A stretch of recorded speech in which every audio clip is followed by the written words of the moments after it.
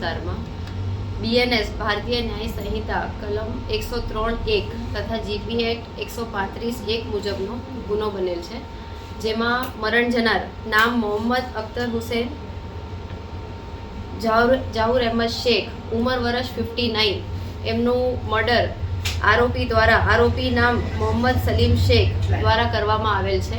મોડી રાત્રે જ્યારે ભોગ બનનાર જે હતા એ રાત્રે એમના ઘરે ધાબા પર સૂતા હતા, ત્યારે આરોપી દ્વારા પુરાની અદાવત અને કહીને કે મને હેરાન પરેશાન કરે છે એ રીઝનથી જે મરણ જનાર છે એમના પેટમાં મોટા છરાથી ઘાતક ઘા મારી તથા એમના જમણા હાથે ઈજા કરી અને મરણ જનારનું મોત નિપજાવેલ છે.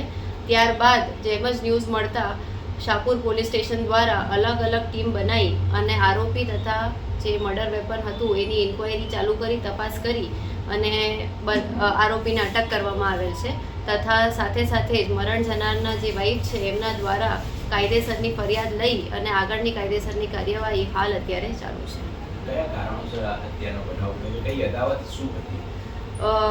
આરોપીનું પ્રાઇમરી ઇન્ટ્રોગેશન કરતાં એવું જણાઈ આવે છે કે જે એમના જે મરણ જનાર છે એ અને આરોપી બંને મામા ફોઈના છોકરાઓ છે, એટલે કુલ આમ કુટુંબી ભાઈઓ છે. અને આરોપીનું કહેવું એવું છે કે અમુક રીઝન્સના લીધે જે મરણ જનાર હતા એમને પરેશાન કરતા હતા, પણ હવે જે આગળની તપાસ હશે એમાં જે મૂળ કારણ છે એ પોલીસ દ્વારા તપાસમાં આગળ ખોલવામાં આવશે.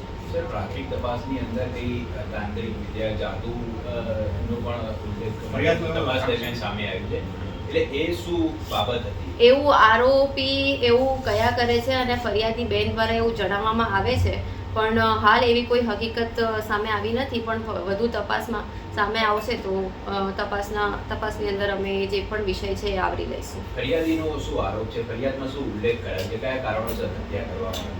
બસ આ જ કારણોસર કે એમને એવું લાગે છે કે જે આરોપી દ્વારા કંઈક એના ઉપર જાદુટોણા કરી અને પરેશાન કરવાનો ક્લેમ કરવામાં આવતો હતો, એ બાબતે આરોપીએ આજે પગલું ભર્યું છે, લીધું છે. હાલ અત્યારે એ ફેક્ટને સબસ્ટેન્શિએટ કરવા માટે તપાસમાં હાલ કોઈ એવા ફેક્ટ્સ બહાર નથી આવ્યા. સ્ટીલ અત્યારે બહુ પ્રાઇમરી સ્ટેજ છે કોઈ પણ ફેક્ટને સબસ્ટેન્શિએટ કરવા માટે. હજુ તપાસ કરીશું એટલે કદાચ કંઈ બહાર આવશે તો એના જે પણ પુરાવા છે એ પોલીસ દ્વારા તપાસમાં એકઠા કરવામાં આવશે. આરોપીનો કોઈ ગુનાહિત ઇતિહાસ નથી અત્યારે. મૃતક શું કામ ધંધો કરે છે ને આરોપીનું કામ ધંધો? આરોપી દ્વારા એના મોટા ભાઈના દુકાને જે પણ વસ્તુ લાવવા લઈ જવાનું કામ કરે છે અને મરણ જનારને એ લોકોનું પણ જે આ રિટેલનું ને દુકાનનો જે ધંધો છે એ કરતા. શ્રદ્ધા અને અંધશ્રદ્ધાની વચ્ચે ના તફાવતની વચ્ચે હત્યા જેવો બનાવ શાહપુર પોલીસ સ્ટેશનના વિસ્તારમાં બન્યો. તપાસ જે પણ કરવામાં આવે આ બધા પાસાઓને કઈ રીતે આવરી લેવામાં આવશે? શ્રદ્ધા અંધશ્રદ્ધાનો વિષય હાલ પ્રાથમિક તપાસમાં કંઈ આવ્યું નથી, પણ જે પણ હશે આગળ જે પણ તપાસમાં આવશે એને ફૂલ્લી સાયન્ટિફિકલી સબસ્ટેન્શિએટ કરી શકાય એવી રીતના જ પાસા તપાસમાં આવરી લેવામાં આવશે.